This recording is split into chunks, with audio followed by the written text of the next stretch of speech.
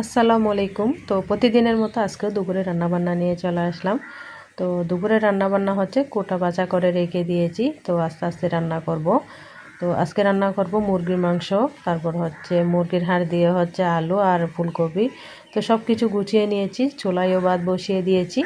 তারপর হচ্ছে আগামীকালে কিছু কিছু প্রিপারেশন করে রাখতেছি। তো কালকে আমার কিন্তু একটা বড় কেক রেডি করতে হবে। পরশুদিন 9টা-10টার দিকে হচ্ছে কেকটা নিয়ে যাবে। আমি আগামীকাল হচ্ছে কেকটা রেডি করব। তো কাজ অনেক বেশি, তো কালকের কাজও একটু একটু গুছিয়ে নিচ্ছি। বেশি করে ডিম নিয়ে এসেছি, তো এগুলো একটু গুছিয়ে রাখতেছি। আর এদিকে হচ্ছে আবার রান্না বসিয়ে দিয়েছি।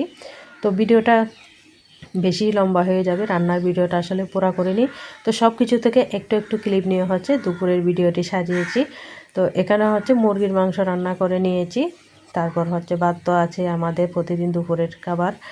তো আরেকটা কথা বলা যায়, প্রত্যেকদিন দুপুরের রান্না দেখাই, আসলে রাতে রান্না দেখাই না। আর আমরা দুপুরের রান্নাটাই একেবারে করে ফেলি রাতের জন্য, রাত আর রান্না করা হয় না বিধায় আর রাতে রান্নাটা দেখানো হয় না, প্রত্যেকদিন দুপুরের রান্নাটাই দেখাই।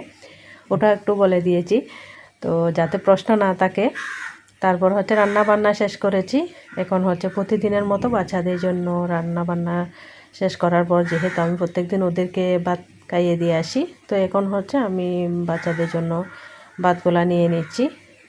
তো আজকের রান্নাবান্না এতটুকুই, সামান্য রান্নাবান্না আজকের।